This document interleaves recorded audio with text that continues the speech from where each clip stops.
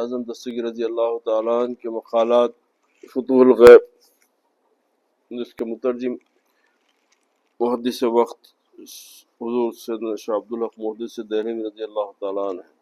اور یہ مقالہ ہے مقالۃ السابعۃ وثلاثون، یعنی 37واں مقالہ۔ اس کے ترجمے میں یہ فرمایا گیا کہ حضور غوث اعظم دستگیر رضی اللہ تعالیٰ نے اچھا، اس کی عنوان جو ہے وہ ہے حسد کی مذمت۔ حسد کی مذمت، ہاں، حسد بری چیز۔ اب بیان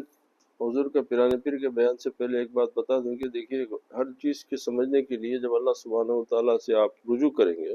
تو آپ کو ایک راستہ، ایک روشنی نصیب ہوتی ہے کہ دنیا کا دستور ہے کہ ہر سمجھانے والا، عالم ہو، واعظ ہو، خطیب ہو، لیکچرر ہو، پروفیسر ہو، کوئی ہو، اس کی تمام یہ ہوتا ہے کہ جب پورا بیان کر کے جو آخری جو اہم بات ہے وہ اپنے آخری موضوع اس کا رد، تاکہ وہ تمام کا نچوڑ جو ہے انہیں اپنے آخری جو ہے الفاظوں میں ظاہر کرتا۔ یہ دنیا کا دستور اور یہی سنت الہی ہے۔ تو اب اس کو پیش نظر رکھتے ہوئے آپ دیکھیے کہ اللہ سبحانہ و تعالیٰ ہم کو قرآن شریف جب پڑھنے کا حکم دیا تو بسم اللہ الرحمن الرحیم الحمدللہ رب العالمین سے قرآن شروع ہو رہی۔ اللہ اکبر، اللہ اکبر، زمین و آسمان کا علم بیان کرتے کرتے کرتے جب آخری 114 سوروں میں سے جب 113ویں سورے میں آ کے ہم کو بول رہا کہ حسد سے بچو، تو یہ کتنا خطرناک مرض ہے کہ پوری قرآن پڑھا کے اللہ سبحانہ و تعالیٰ آخری میں اس بتا رہا کہ جو ہے یہ حسد سے بچو۔ تو اب اندازہ کرو کہ وہ کتنی اہم چیز ہوگی کہ آپ کے دین و ایمان کے لیے یہ حسد کا کتنا بڑا دخل ہے۔ تو اس کی چیز آپ یہ غور کر لو۔ اب چونکہ پیرانے پیر کی بات ہے تو یقین اعلیٰ و عرفہ بات ہے، آپ ان کے طرف واپس چلے جائیں گے۔ اے تقدیر الہی اور قسمت ازل پر ایمان رکھنے والے،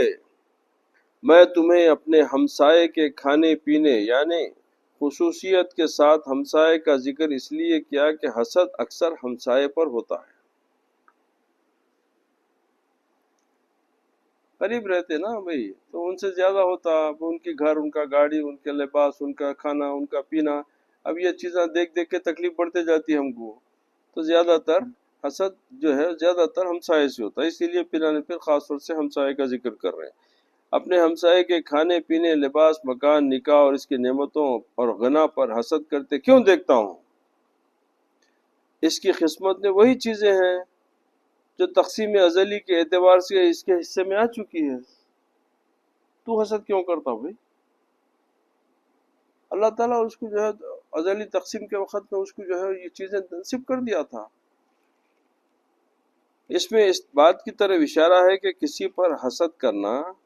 خطائے فاسد اور نادانی ہے، بہت بڑی خطا ہے، گناہ ہے۔ کیا تمہیں معلوم نہیں کہ حسد تمہارے ایمان کو کمزور کرنے والی چیزوں میں سے ایک ہے؟ حسد تمہارے کو ایمان کو کمزور کرنے والی چیزوں میں سے ایک ہے، کیونکہ اس صفت مذمومہ، یعنی جو بری صفت ہے، اور اس کے ضمن میں پنہا دیگر صفات مذمومہ کی وجہ سے ظلمت طاری ہوتی ہے۔ یعنی حسد جب آپ زیادہ کرنے لگے تو آپ کو اندھیرا زیادہ پیدا ہوتا، روشنی دور ہوتے جاتی، نور سے آپ کی دوری ہوتے جاتی، اندھیرا آپ کے پاس زیادہ جگہ کرتے جاتا، ظلمت طاری ہوتی ہے۔ اچھا، جس کی وضاحت کی جائے گی، اور اس بات میں شک نہیں کہ اس صفت مذمومہ کا ظہور بھی یہی صفت یقین اور ظلمت یعنی جہل۔ اچھا، اب اس کے بعد میں جو تجھے مولا کریم کی نظر عنایت سے گرا کر، حسد کرنے سے کیا ہوگا کہ اللہ تعالیٰ اپنی نظر سے تیرے کو گرا کر مقبوض بنا دے گی، تو غضب کا شکار بن جائے گا۔ کیا تم نے رسول اللہ صلی اللہ علیہ وسلم کا ارشاد گرامی نہیں سنا کہ اللہ تعالیٰ فرماتا ہے کہ حسد کرنے والا میری نعمت کا دشمن ہے۔ حسد کرنے والا میری نعمت کا دشمن ہے، یعنی وہ نہیں چاہتا کہ بندوں پر میرے انعامات ہوں، وہ نہیں چاہتا کہ بندوں پر میرے انعامات ہوں۔ حسود مبالغہ کا صیغہ اس لیے استعمال کیا گیا ہے کہ حاسد میں عموماً شدت اور مبالغہ آ جاتا ہے۔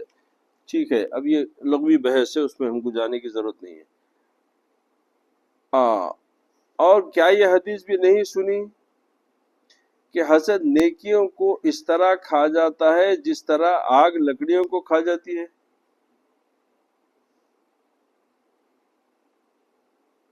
حسد نیکیوں کو اس طرح کھا جاتا ہے جس طرح آگ لکڑیوں کو کھا جاتی ہے،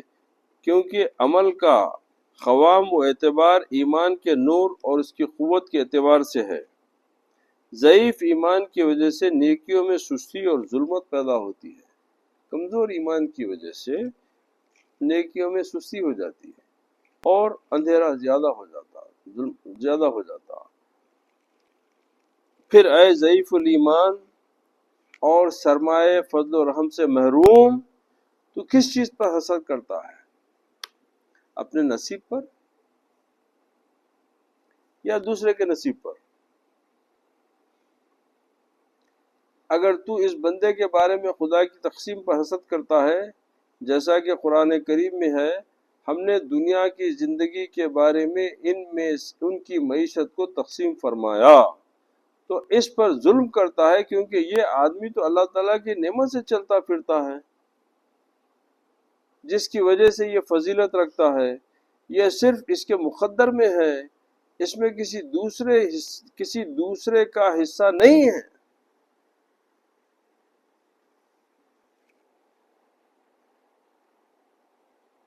نہیں، اگر اللہ سبحانہ و تعالیٰ کل ان کو اگر کروڑوں روپے کی دولت سے ادا ہے، تو آپ کو کہیں کو حسد ہوتا ہے کہ آپ کے پاس سے گئے کیا؟ یا اگر ان کو نہیں ملتے تو آپ کو ملنے والے تھے کیا؟ تو پھر حسد کس بات کا کر رہے ہیں آپ؟ اس بات کا کر رہے ہیں کہ دیکھیے، آپ نادانی میں حسد کی یہ تو بہت پیاری بات ہے، میرے دماغ میں بھی ایک بات آ گئی تو بول دیتا ہوں کہ دراصل حسد کرنا کیا ہے کہ آپ اللہ تعالیٰ سے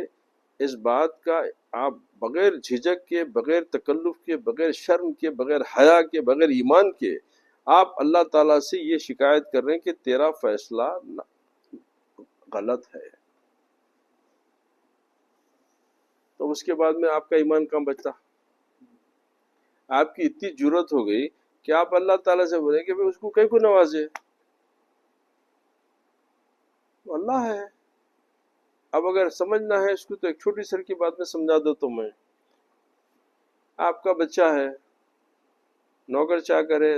محنت مزدوری کر کے تنخواہ پیسے کماتا، اب اگر وہ بچہ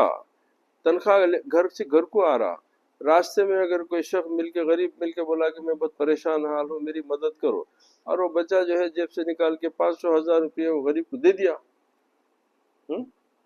گھر آیا، گھر آنے کے بعد میں آپ سے، آپ کی بیوی اماں سے بات کرتے کرتے بولا کہ بھئی ایسا ہوا کہ راستے میں غریب آدمی، پریشان آدمی مل گیا، میں اس کی مدد کر دیا، تو آپ بولے کہ 1,000 روپے دینے کی کیا ضرورت تھی؟ آپ کی بیوی پوچھے اس سے 1,000 روپے دینے کی کیا ضرورت تھی؟ تو آپ تو بچے کی بھلائی کے لیے بولے نا یہ بات کہ بابا تیرے پاس 1,000 روپے رہتے تو اور تیرا کام تیرے لیے آسانی ہوتی، مگر وہ بچے کو تکلیف ہوئی، خوش ہونا چاہیے تھا، انہوں تو آپ اس کو بخالت سکھا رہے تھے، اس کو تو خوش ہونا چاہیے تھا کہ اب میری کو اچھی مشورہ دے، ارے میں غلطی کرا پیسے غریب کی مدد کر کے، وہ نہیں کرتا تو میرے پاس پھر تکلیف کس بات کی ہو رہی ہے؟ تکلیف اس بات کی نہیں ہوئی بچے کو کہ میرے ماں یا میرے باپ میرے کو پیسے دینے پہ اعتراض کرے، تکلیف اس بات کی ہوئی کہ کیا میں اتنا بھی اختیار نہیں رکھ سکتا کہ اپنی کمائی میں سے کسی غریب کو 1,000 روپے دے سکوں؟ وہ تکلیف آپ کو زیادہ ہوتی، کیا میرا اختیار بھی نہیں ہے کہ میں اپنی حلال کی اپنی کمائی میں سے میں اگر کسی کی مدد کرا تو اس پہ بھی میرے ماں باپ کو اعتراض ہو رہا ہے اس بات کا؟ تو اب اندازہ لگائیے کہ آپ کے بیٹے کو آپ کی اس بات کے اوپر تکلیف ہوئی تو ہم کتنی بے جگری سے اور بے حیائی سے اللہ تعالیٰ کی عطا کے اوپر انگلی اٹھا رہے ہیں۔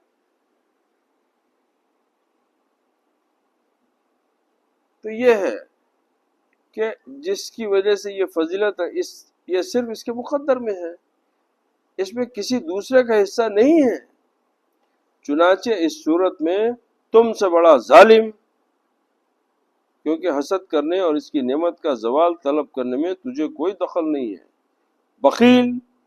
کہ عطائے الہی پر تنگ نظری کا مظاہرہ کرتے ہوئے بخل کا مظاہرہ کرتے ہو،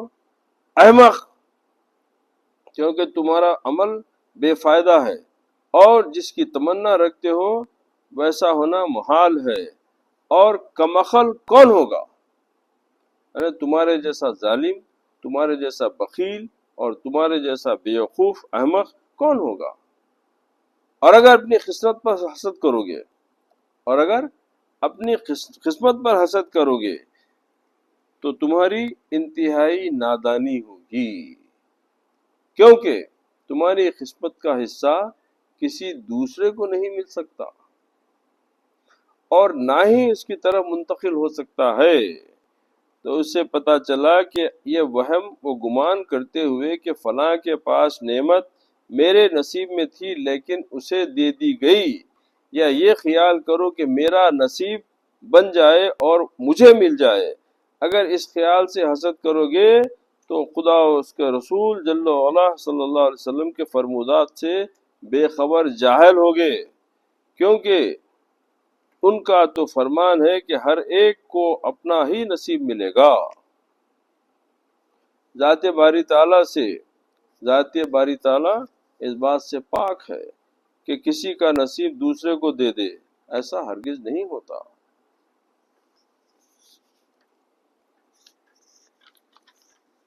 اس کا اشارہ ہے میرے نزدیک حکم تبدیل نہیں ہوتا۔ اللہ تعالیٰ فرمائے لا تبدیل لکلماتہ، میرا حکم اب نہیں تبدیل ہو سکتا، میں جو طے فیصلہ، میرا جو فیصلہ ہے وہی فیصلہ ہے، میرے نزدیک حکم تبدیل نہیں ہوتا، اور نہ میں اپنے بندوں پر ظلم کرتا ہوں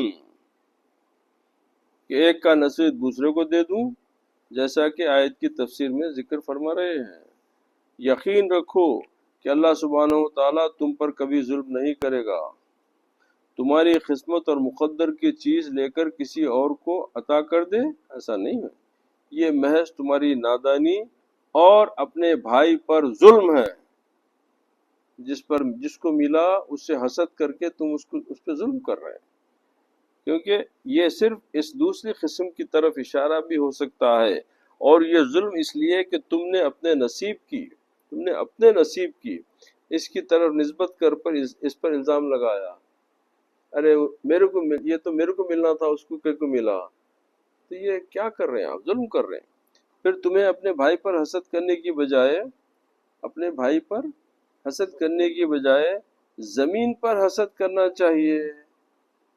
جو کنوز و خزائن، سونا چاندی اور انواع اقسام کے جواہر کے معدن ہیں۔ پھر حسد تو تم زمین پہ کرنا چاہیے کہ یہ زمین میں سونا چاندی سب میرے کام کے نہیں، یہ زمین کے اندر ہے، یہ جواہرات، یہ ہیرے موتی، یہ تمام یہ زمین کے اندر کا کو ہے، یہ تو میرے کو ملتا تو زیادہ کام کیا تو زمین کے پاس ہے، تو آپ کو زمین سے بھی حسد ہونا چاہیے کہ یہ زمین بھی آپ کو تکلیف دینے والی ہو جانا چاہیے۔ جو عاد و سمود، خیصر و کسریٰ اور دوسرے بادشاہوں سے جمع کیے تھے، تمہاری مثال اس آدمی کی سی ہے جو بادشاہ کا غلبہ حشمت، یعنی حشمت اور احتشام کے لوگ شرم کرنا، خود کو کھینچا ہوا رکھنا، ہراساں کرنا اور غصہ کرنا ہے، لشکر اراضی پر تسلط اور خراج کے مال کا انبار جمع ہوتے دیکھتا ہے۔ اب جو ٹیکس وغیرہ جو کلیکشن ہوتا نا، وہ دیکھتے وہ ناز کرنا، اس کے اوپر بڑا فخر کرنا، اور بادشاہ کو ہر طرح کی نعمت اور لذات و شہوات میں کامران پاتا ہے، اس کے باوجود اس پر حسد نہیں کرتا۔ پھر ایک جنگلی کتا دیکھتا ہے جو بادشاہ کے کتوں کی خدمت کے ذریعے ان کے ساتھ صبح و شام رہتا ہے، بادشاہ کے مطبخ سے کتوں کا بچا ہوا کھانے، اس کے باورچی خانے سے مطبخ بادشاہ کے مطبخ سے کتوں کا بچا ہوا کھانا کھا کر زندگی گزارتا ہے، اور تم اس سے حسد اور عداوت کا اظہار کرتے ہوئے اس کی موت کی تمنا کرتے ہو، اور اپنی خست و نعت کی بنا پر اچھا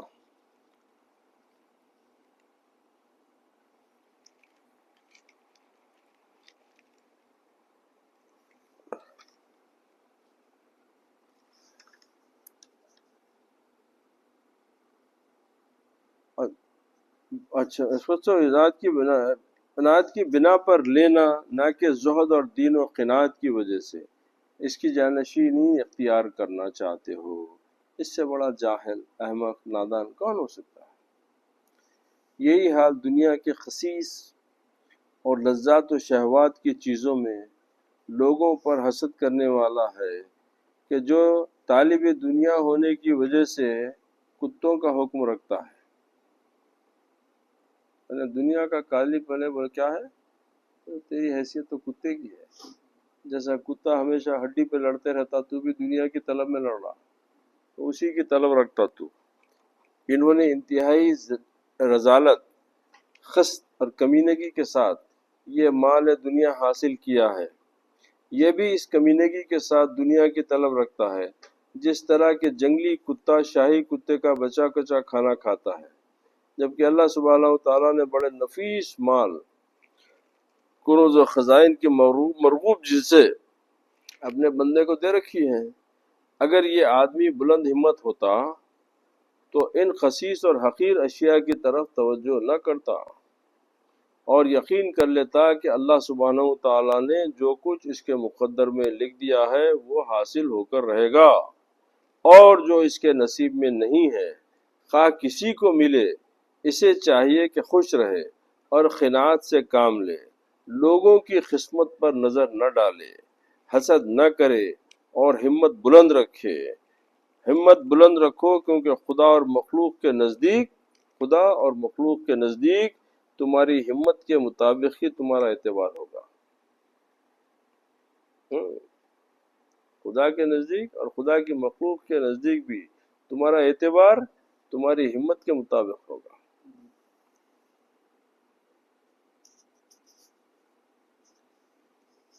اگر پتہ چل جائے کہ قیامت کے دن تمہارے ہمسائے کو کتنا لمبا حساب دینا ہوگا،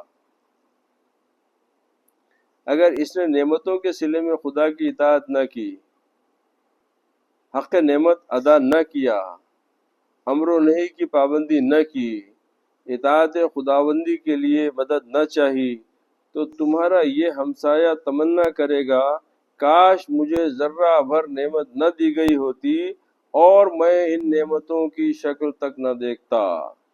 کیا تم نے یہ حدیث شریف نہیں سنی کہ قیامت کے دن بہت سے لوگ جب مصیبت زدوں کے اجر و ثواب کو دیکھیں گے تو تمنا کریں گے کاش دنیا میں ہمارا گوشت چھریوں سے کاٹ دیا جاتا۔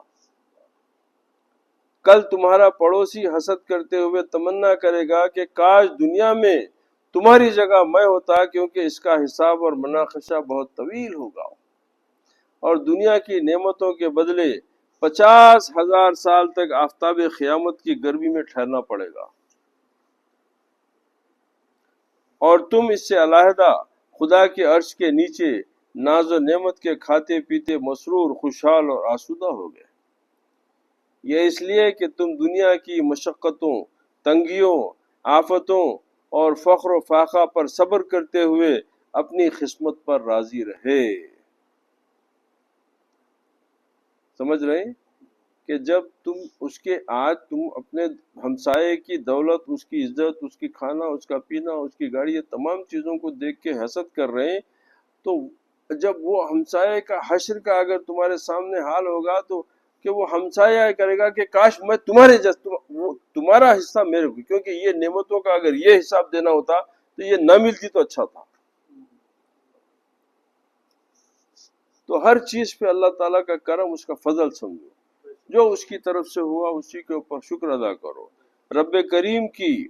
تدبیر و تقدیر سے موافقت کی، تمہاری قسمت میں فخر و فاقہ تھا اور دوسرے کے مقدر میں دولت و ثروت، تمہیں دنیا میں سختیاں ملی اور دوسرے کو کشادگی و عافیت، تمہیں بیماری ملی دوسرے کو صحت، تم خوار تھے دوسرا معزز۔ اللہ تعالی ہمیں اور ان لوگوں سے کرے جو مصیبتوں پر صابر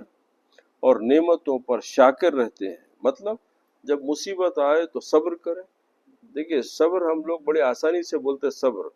صبر کا یہ معنی نہیں ہے کہ زبردستی برداشت کر رہے ہیں، نہیں، صبر وہ نہیں ہوتا۔ صبر یہ ہے کہ اس حالت میں بھی اخلاص خلوص کے ساتھ اللہ سبحانہ و تعالیٰ کا ذکر کرنا، اس کو یاد کرنا، اور اسی کی طرف نظر رکھتے ہوئے آپ اپنے ایمان کو مضبوطی کے ساتھ اسی توجہ اس سے نہیں ہٹنا۔ یہ نہیں کہ بھئی کیا ہوتا کہ کیا کروں، مجبور ہوں، مرضی ہے، میں کیا کر سکتا ہوں۔ نہیں، یہ روتے پلاتے صبر نہیں ہوتا، یہ تو بہت ہی کمزور صبر ہے۔ یہ صبر ہے بھی تو بہت کمزور، اس کا اس کی کوئی وقت نہیں ہے۔ صبر یہ ہے کہ ہر حال میں اللہ سبحانہ و تعالیٰ سے رضا ہونا، ہر حال میں اللہ تعالیٰ سے راضی رہنا، واقع ہو اس صبر سے کہ مولا تو کریم ہے، تو رزاق ہے، میرا رزق تیرے ہاتھ میں ہے۔ پیاسا ہو مولا تیری طرف ہی توجہ ہے کہ تو میری پیاس بھی بجھائے گا۔ مایوس ہو کے، ایک صبر ہوتا مایوس ہو کے بے دلی سے صبر کرنا، ایک ہوتا ہے کہ بہت خوشی سے صبر کرنا اور امید کے ساتھ صبر کرنا۔ تو یہاں جب کبھی یہ بے مصیبتوں پر صبر، تو ایسی صبر کے بے اور نعمتوں پر شاکر رہتے ہیں، یعنی ہر نعمت پر اللہ تعالیٰ کا شکر ادا کرتے ہیں، ہر نعمت پر شکر ادا کرتے اور اپنا سارا معاملہ زمین و آسمان کے پروردگار کے سپرد کیا۔ وآخر دعوانا الحمد للہ رب العالمین، والصلاة والسلام علی سید الانبیاء والمرسلین وعلی آلہ وصحبہ واہل بیتہ الطیبین والطاہرین۔ اللہ سبحانہ و تعالی ہم کو حضور پیران پیر غوث اعظم دستگیر رضی اللہ تعالیٰ عنہ کے مقالات کو سمجھنے کی توفیق عطا فرمائے اور اس پہ عمل کرنے کی توفیق عطا فرمائے۔ اللہ غوث اعظم کی غلامی کے طفیل ہماری دنیا ہماری آخرت کو ہمارے لیے بہترین بنا دے، اور ہم کو جو ہے ہمارے ظاہر اور ہمارے باطن کو پروردگار منور فرما دے، اور ہمارے ظاہر اور ہمارے باطن میں یکسانیت پیدا کر دے، اس میں تضاد پیدا نہ ہو۔ اللہ تعالی ہمارے ہر عمل کو مقبول فرما دے، اور پروردگار اپنی بارگاہ میں ہماری اس کوششوں کو قبول فرمائے۔ حضور پیران پیر غوث اعظم دستگیر رضی اللہ تعالیٰ عنہ کے صدقے اور طفیل سے تمام شیوخ کرام کے واسطے سے اللہ ہمارے گناہوں کو معاف فرما دے، اور اچھی باتوں کو سننے اور اس پہ عمل کرنے کی توفیق عطا فرمائے، اور ہر برائی سے اللہ ہم کو دور رکھے۔ سبحان ربک رب العزت عما یصفون وسلام علی المرسلین الحمد للہ۔